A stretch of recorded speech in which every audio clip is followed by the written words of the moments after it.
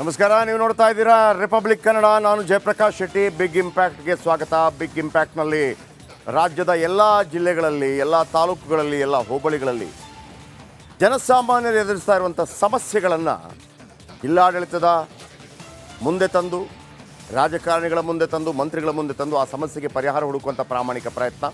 ಇವತ್ತಿನ ಸುದ್ದಿ ನಿಮಗೆ ಭಾಳ ಆಶ್ಚರ್ಯ ಆಗ್ಬೋದು. 1ರಿಂದ 5ನೇ ತರಗತಿ ಇರುವ ಸರ್ಕಾರಿ ಶಾಲೆ 49 ಮಕ್ಕಳ ವಿದ್ಯಾಭ್ಯಾಸ ಇಲ್ಲಿ ನಡೀತಾ ಇದೆ. ಕೊಪ್ಪಳದಲ್ಲಿ ಆ ತಾಯಿ ಶಾಲೆಗೆ 2 ಎಕರೆ ಜಾಗ ಕೊಟ್ಟರು, ನಿಮಗೆ ನೆನಪಿದೆ. ಆದರೆ ಇಲ್ಲೊಬ್ಬರು ಬೀದರ್ನಲ್ಲಿ ಶಾಲೆ ರಸ್ತೆಗೆ ಜಾಗ ಬಿಡದೆ ತಗಾದೆ ತೆಗಿತಾ ಇದ್ದಾರೆ. ಶಾಲೆಗೆ ಬೀಗ, ಬಸವ ಮಂಟಪದಲ್ಲಿ ಮಕ್ಕಳಿಗೆ ಪಾಠವಾಗ್ತಾ ಇದೆ. ಕಳೆದ 40 ವರ್ಷಗಳಿಂದ ಮಕ್ಕಳು ಆ ದಾರಿಯಲ್ಲಿ ಹೋಗ್ತಾ ಇದ್ರು.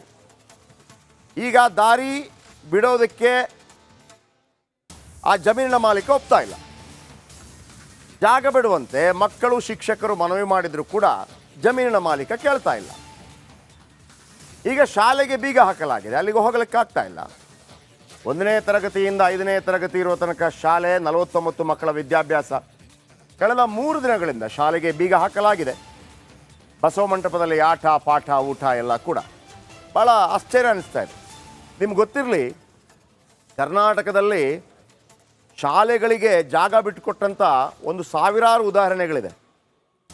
ಆ ಜಾಗವನ್ನು ಈಗ ವಾಪಸ್ ಕೊಡಿ ಅಂತ ಹೇಳ್ತಾ ಇರುವಂಥವ್ರು ಕೂಡ ಸಾವಿರಾರು ಮಟ್ಟದಲ್ಲಿದ್ದಾರೆ. ನೋಡಿ, ಈ ಜಾಗ ಇದು ಅಧಿಕಾರಿಗಳ ಎಡವಟ್ಟ, ಜಮೀನಿನ ಮಾಲೀಕನ ಎಡವಟ್ಟ, ಎಲ್ಲವನ್ನ ಅವಲೋಕನ ಮಾಡೋಣ. ಅದಕ್ಕಿಂತ ಮೊದಲು ಇದರ ಬಗೆಗಿನ ಒಂದು ರಿಪೋರ್ಟ್ ನಿಮ್ಮ ಮುಂದೆ.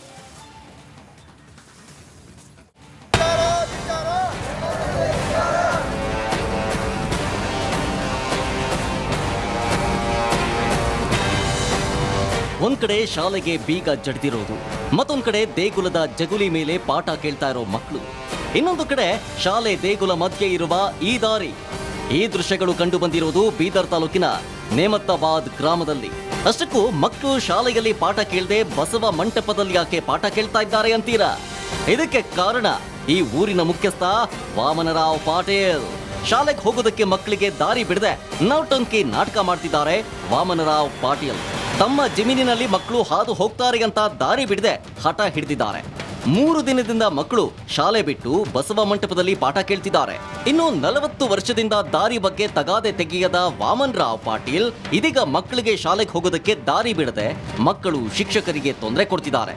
ಶಿಕ್ಷಕರು, ಪಿಡಿಒ, ಶಿಕ್ಷಣ ಇಲಾಖೆ ಅಧಿಕಾರಿಗಳ ಗಮನಕ್ಕೆ ತಂದರೂ ಪ್ರಯೋಜನವಾಗಿಲ್ಲ. ರಿಪಬ್ಲಿಕ್ ಕನ್ನಡ ವಾಹಿನಿಯ ಮೂಲಕ ಮಾನ್ಯ ಶಿಕ್ಷಣ ಸಚಿವರಿಗೆ ನಾನು ವಿನಂತಿಸಿಕೊಳ್ಳೆಂದರೆ, ಸರ್, ದಿನ ಬೆಳಗಾದರೆ ನಾವು ಈ ಊರಿಗೆ ಬಂದು ಮಕ್ಕಳಿಗೆ ಪಾಠ ಬೋಧನೆಗೆ ಮಾಡ್ತಿದ್ದೀವಿ. ಕಳೆದ 2 ದಿನಗಳಿಂದ ವಾಮನರಾವ್ ಪಾಟೀಲ್ ಅವರು ನಮ್ಮನ್ನು ರಸ್ತೆಗೆ ಹೋಗಬಾರ್ದಂತ ಖಂಡಿತವಾಗಿ ಹೇಳಿದ್ರಿಂದ 2 ದಿನ ಆಯಿತು ನಾವು ಆ ಕಡೆ ಹೋಗಲಿಲ್ಲ. ಮತ್ತು ಮಕ್ಕಳಿಗೆ ಕೂಡ ಈ ಒಂದು ಗುಡಿಯಲ್ಲಿ ನಾವು ಪಾಠ ಬೋಧನೆ ಮಾಡ್ತೀವಿ. ತಮ್ಮಲ್ಲಿ ವಿನಂತಿಸ್ತೇನೆಂದರೆ, ದಯಮಾಡಿ ನಮ್ಮ ಮಕ್ಕಳು ಹಾಗೂ ನಮಗೆ ಈ ಒಂದು ಶಾಲೆಯ ರಸ್ತೆಯ ಸಮಸ್ಯೆಯನ್ನು ಬಗೆಹರಿಸಿ ಪಾಠ ಬೋಧನೆಗೆ ಅನುಕೂಲ ಮಾಡಬೇಕು. ಯಾಕಂದರೆ ಇವಾಗ ಪರೀಕ್ಷಾ ಸಮಯ. ಪೌರಾಡಳಿತ ಸಚಿವ ರಹೀಂ ಖಾನ್ ರವರ ಸ್ವಕ್ಷೇತ್ರ ಬೀದರ್ ಉತ್ತರದ ನೇಮತ್ತಾಬಾದ್ನಲ್ಲಿ ಮಕ್ಕಳಿಗೆ ಅನ್ಯಾಯವಾಗಿದೆ. ಇನ್ನು ಮಕ್ಕಳು ನಮಗೆ ಶಾಲೆಗೆ ಹೋಗೋದಕ್ಕೆ ಅವಕಾಶ ಮಾಡಿಕೊಡಿ ಅಂತ ಪರಿಪರಿಯಾಗಿ ಮನವಿ ಮಾಡಿಕೊಂಡ್ರು. ನಮಗೂ ಹಾದಿ ಹೋಗಿಸ್ಕೊಡಲ್ಲ ಅಂಟಿಲ್ಲ ನಮಗೆ ಸರರಿಗೂ.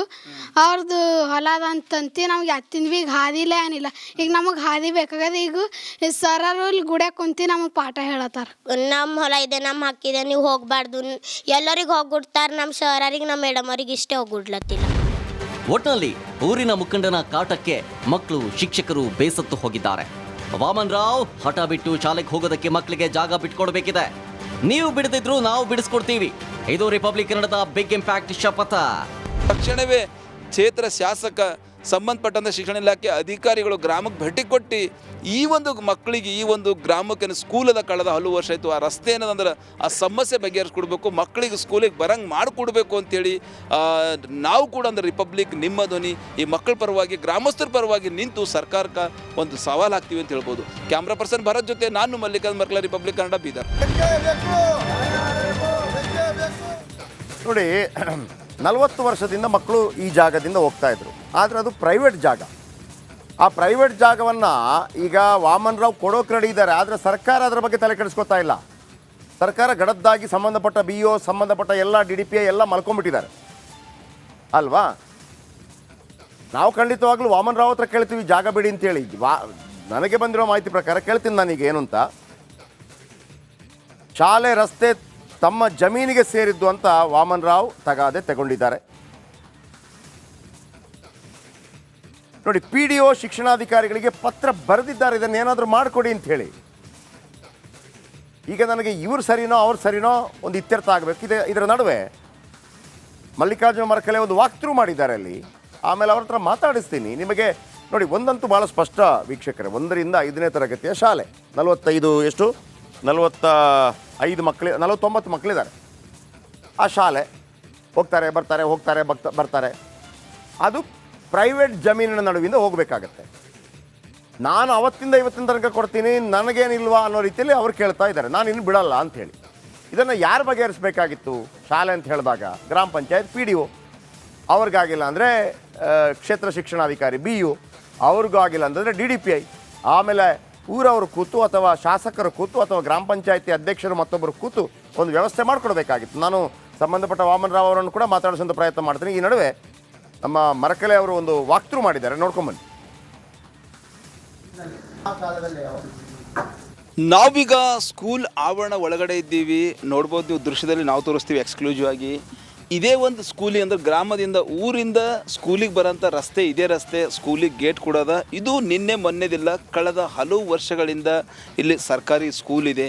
ಮತ್ತು ನನ್ನ ಸ್ಕೂಲಿಗೆ ರಸ್ತೆ ಇದೆ. ಇದೇ ರಸ್ತೆ ಮುಂದೇನದಂದ್ರೆ ದೇವಸ್ಥಾನ ಅಂದ್ರೆ ಒಂದು ಗ್ರಾಮದ ಐತಿಹಾಸಿಕ ಹಳೆ ದೇವಸ್ಥಾನ ಬರ್ತದೆ.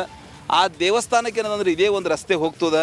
ಆದ್ರೆ ಟೋಟಲಿ ಇದೇ ಒಂದು ಗ್ರಾಮದ ವಾಮನ್ ರಾವ್ ಅವರು ಈ ಒಂದು ರಸ್ತೆ ತಡ್ದಿನ ಕಡೆಂದು ರಸ್ತೆ ರುಕಾಸಿನ ಕಡೆಂದು ಇವತ್ತು ಸ್ಕೂಲ್ ಏನದಂದ್ರೆ ಸ್ಕೂಲಿಗೆ ಯಾರೂ ಬಂದಿಲ್ಲ. ನೋಡ್ಬೋದು ನೀವು ಸ್ಕೂಲ್ದು ಬೀಗ ಹಾಕಿದ್ದಾರೆ. 1ರಿಂದ 5ನೇ ತರಗತಿವರೆಗೆ ಏನದಂದ್ರೆ ಈಗಾಗಲೇ ಸರ್ಕಾರಿ ಕಿರಿಯ ಪ್ರಾಥಮಿಕ ಶಾಲೆ ನೆಮ್ತಾಬಾದ್ ಗ್ರಾಮ, ಈ ಒಂದು ಗ್ರಾಮದಲ್ಲಿದ್ದಂಥ ಸ್ಕೂಲಿಗೆ ಏನದಂದ್ರೆ ಇವತ್ತು ಮಕ್ಕಳು ಶಿಕ್ಷಕರು ಯಾರಿಗೂ ಕೂಡ ವಾಮನ್ ರಾವ್ ಅವ್ರ ಬರಗೂಡಲ್ ಹಿನ್ನೆಲೆಯಲ್ಲಿ ನೋಡ್ಬೋದು ನೀವು ಸ್ಕೂಲಿಗೆ ಏನದಂದ್ರೆ ಬೀಗ ಅದ. ಸುಮಾರು 52 ಜನ ಮಕ್ಕಳು ಈ ಒಂದು ಸ್ಕೂಲಲ್ಲಿ ಏನಂದ್ರೆ ಪಾಠ ಮಾಡ್ತಾರೆ. ಆ ಸೈಡ್ ಪಾಠ ಮಾಡ್ತಾರೆ, ಈ ಸೈಡ್ ಬಿಸಿ ಊಟ ಮಾಡ್ತಾರೆ. ನೋಡ್ಬೋದು ನಾವು ದೃಶ್ಯದಲ್ಲಿ ತೋರಿಸ್ತೀವಿ ಎಕ್ಸ್ಕ್ಲೂಸಿವ್ ಆಗಿ. ನಾವು ಸ್ಕೂಲ್ ಆವರಣ ಒಳಗಡೆ ಇದ್ದೀವಿ. ಅದ್ರ ಟೋಟಲಿ ಸ್ಕೂಲಿಗೆ ಹೋಗೋಂಥ ರಸ್ತೆ ಇದು ನಮ್ಮ ಭೂಮಿ ಬರ್ತಾ, ನಮ್ಮದು ಲ್ಯಾಂಡ್ ಬರ್ತಾ ಎಂಬ ಹಿನ್ನೆಲೆಯಲ್ಲಿ ಇವತ್ತೇನು ಅವರು ಸ್ಕೂಲಿಗೆ ಯಾರಿಗೂ ಕೂಡ ಬರ್ಗುಡ್ತಾ ಇಲ್ಲ. ಹೀಗಾಗಿ ಮಕ್ಕಳು ಮತ್ತು ಶಿಕ್ಷಕರು ದೇವಸ್ಥಾನದಲ್ಲಿದ್ದಾರೆ. ನೋಡ್ಬೋದು ನೀವು ಈಗಾಗಲೇ ಕಳೆದ 2000 ಅಂದ್ರೆ ಕಳೆದ ವರ್ಷವೇನಂದ್ರೆ ಹೊಸ ಸ್ಕೂಲ್ ಬಿಲ್ಡಿಂಗ್ ಕೂಡ ನಿರ್ಮಾಣ ಮಾಡಿದ್ದಾರೆ. ನೋಡ್ಬೋದು ನೀವು ಈಗಾಗಲೇ ಕರ್ನಾಟಕ ಸರ್ಕಾರ ಬೀದರ್ ತಾಲೂಕಿನ ಸರ್ಕಾರಿ ಕಿರಿಯ ಪ್ರಾಥಮಿಕ ಶಾಲೆ ನೆಮ್ತಾಬಾದ್ ಅಂಥೇಳಿ 21 ಲಕ್ಷ ರೂಪಾಯಿದಲ್ಲಿ ಈ ಒಂದು ಕಟ್ಟಡ ನಿರ್ಮಾಣ ಮಾಡಿದ್ದಾರೆ. ಅದರ ಸ್ಕೂಲ್ ಇದೆ, ಮಕ್ಕಳಿದ್ದಾರೆ, ಶಿಕ್ಷಕರಿದ್ದಾರೆ, ಎಲ್ಲ ಇದ್ದರೂ ಕೂಡ ಆ ಸ್ಕೂಲಿಗೆ ಹೋಗೋಂಥ ರಸ್ತೆ ಇದು ನಮ್ಮ ಜಮೀನು ಬರ್ತದೆ, ನಮ್ಮದು ಕೃಷಿ ಭೂಮಿ ಬರ್ತದೆ ಅಂಥೇಳಿ ಈ ರೀತಿ ವಾಮನ್ ರಾವ್ ಅವ್ರು ಹಠ ಮಾಡೋ ಕಡೆಯಿಂದ ಇವತ್ತು ಸ್ಕೂಲಿಗೆ ಬೀಗ ಬಿದ್ದುದ. ಹೀಗಾಗಿ ಟೋಟಲಿ ಮಕ್ಕಳು ಶಿಕ್ಷಕರು ಎಲ್ಲೇನಂದ್ರೆ ದೇವಸ್ಥಾನದಲ್ಲಿ ಪಾಠ ಮಾಡೋಂಥ ಪರಿಸ್ಥಿತಿ ಇವತ್ತು ನಿರ್ಮಾಣ ಆಗ್ಯದ ಅಂತ ಹೇಳ್ಬೋದು. ಹೀಗಾಗಿ ತಕ್ಷಣವೇ ಸಂಬಂಧಪಟ್ಟವರು ಸ್ಕೂಲಿಗೆ ಭೇಟಿ ಕೊಟ್ಟು ಮಕ್ಕಳಿಗೆ ಮತ್ತು ಶಿಕ್ಷಕರಿಗೆ ಆಗುತ್ತಿರುವ ಸಮಸ್ಯೆಗೆ ಪರಿಹಾರ ಕಲ್ಪಿಸಬೇಕಾಗ್ಯದ ಅಂಥೇಳಿ ನಾವು ಕೂಡ ಆಗ್ರಹಿಸ್ತೀವಿ.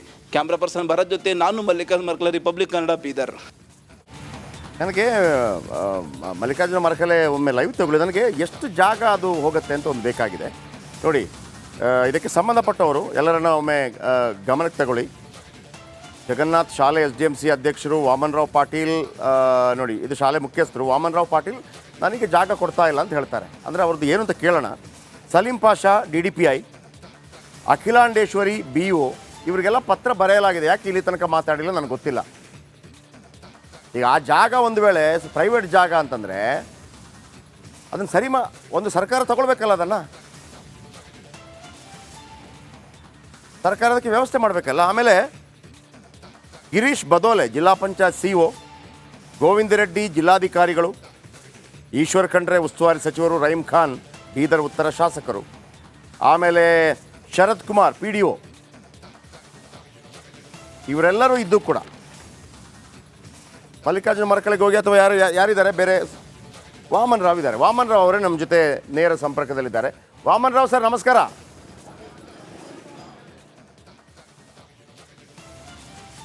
ನಮಸ್ಕಾರ ಸರ್. ನಿಮ್ಗೆ ಏನಾಗ್ಬೇಕು ಸರ್ ಈಗ? ನಮಸ್ಕಾರ ಅಂದೆ. ನಮಸ್ಕಾರ. ಈಗ ಏನಾಗ್ಬೇಕು ಸರ್ ಮಕ್ಕಳಿಗೆ? ಈಗ ನಮಗೆ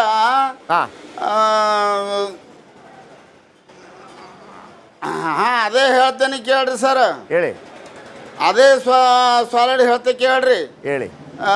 ಗವಟಾಣದಾಗ ಊರು ಉಳಿತು, ಗೈರಾಣದಾಗ ಸಾಲಿ ಹಾಕ್ಯಾರ. ಕೇಳಿದ್ರೆ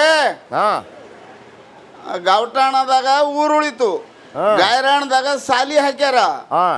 ಆದ್ರೆ ಗೈರಾಣಕ್ಕೆ ಹೋಗ್ಲಾಕ ಗವಟಾಣದಿಂದ ಸ್ವಲ್ಪ ದೂರದಿಂದ ಹಾದಿ ಅದ. ದೂರದಿಂದ ಹಾದಿ ಇದ್ದ ಕಡೆಯಿಂದ ನನ್ನ ಹೊಲದಾಗಿಂದ ಹಾದಿ ಕೊಡ್ರಿ ಅಂತೇಳಿ 15 ಸರ್ವೆ ನಂಬರ್ದಾಗಿಂದು ಬೇಡ್ಲತ್ತಾರ. ಈಗ ಹಿಂದೆ ಗುರುಪಾದಪ್ಪ ಸಾಹೇಬ್ರು ನಿಮ್ಗೆ ಕಂಪೋಸಿಷನ್ ಇಸ್ಕೊಡ್ತೇ ಅಂದಿರು, ಇಸ್ಕೊಡ್ಲೇ ಇಲ್ಲ. ಮತ್ತು ದಿನ ತಾಳೆ ನಾ ಅದಕ್ಕೆ ಏನದ ಕಂಪೋಸಿಷನ್ ಕೊಟ್ಟು ನನ್ನ ಅದ್ರದ ಜಾಗದ ಕಿಮ್ಮತ್ ಕೊಟ್ಟು ನಮ್ಮ ಜಾಗದಿಂದ ಹೋಗ್ರಿ. ಇದು ನನ್ನ ಅಪ್ಪಣೆ ಅದ. ಎಷ್ಟಿದೆ ಕಿಮ್ಮತ್ತು ಜಾಗದ್ದು?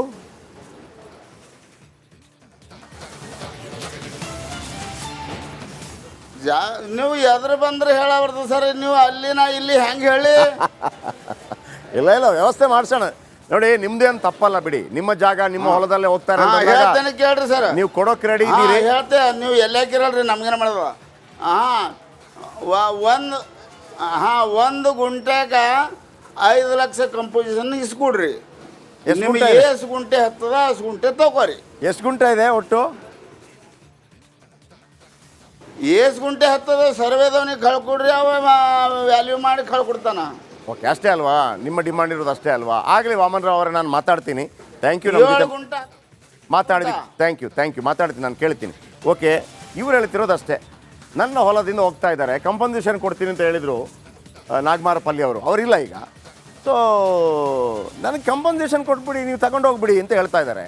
ಸೊ ಇದನ್ನು ಯಾರು ಮಾಡಬೇಕಾಗಿತ್ತು ಅಲ್ವಾ? ಈಗ ನನ್ನ ಒಂದು ಜಮೀನಿದೆ ಅಂತ ತಿಳ್ಕೊಳ್ಳಿ, ನಾನು ಪುಕ್ಷಟೆ ಬಿಟ್ಬಿಡ್ತೀನಾ ಶಾಲೆಗೆ ಮತ್ತೊಂದಕ್ಕೆ? ಎಲ್ಲೋ ಒಂದು ಸಣ್ಣ ಜಾಗದಲ್ಲಿ ಇಷ್ಟಿಷ್ಟು ಅಗಲವಾಗಿ ರೋಡ್ ಟೈಪಲ್ಲಿ ಬೇಕು ಅಂತ ಹೇಳುವಾಗ ಅವರು ಕೇಳೋದ್ರಲ್ಲಿ ಅರ್ಥ ಇದೆ. ಇದನ್ನು ಕಾಂಪನ್ಸೇಷನ್ ಯಾರು ಕೊಡಬೇಕು? ಸರ್ಕಾರ ಕೊಡಬೇಕು, ಅದನ್ನು ವಶಪಡಿಸ್ಕೊಳ್ಬೇಕು. ಇಲ್ಲಿಯ BO ಓಕೆ, ಇದ್ರಾಗೊಂದು ಬ್ರೇಕ್ ಹೋಗ್ತೀನಿ. ಮಲ್ಲಿಕಾರ್ಜುನ್ ಮರಕಲೆ ಹತ್ರ ಕೇಳ್ತೀನಿ ಎಷ್ಟು ಜಾಗ ಅಂತ. ಅಂದರೆ ಅವರು 1 ಗುಂಟೆಗೆ 5 ಲಕ್ಷ ಅಂತ ಏನು ಹೇಳ್ತಾ ಇದ್ದಾರೆ. ಎಷ್ಟು ಜಾಗ ಯೂಸ್ ಆಗುತ್ತೆ, ಎಷ್ಟು ಜಾಗ ಬೇಕಾಗ್ಬೋದು, ಯಾಕೆ BOಗಳು ಶಿಕ್ಷಣಾಧಿಕಾರಿಗಳು ಇದರ ಬಗ್ಗೆ ಗಮನ ಹರಿಸ್ತಾ ಇಲ್ಲ? ಕೇಳೋಣ ಒಂದು ಪುಟ್ಟ ಬ್ರೇಕ್ ಆದ ನಂತರ.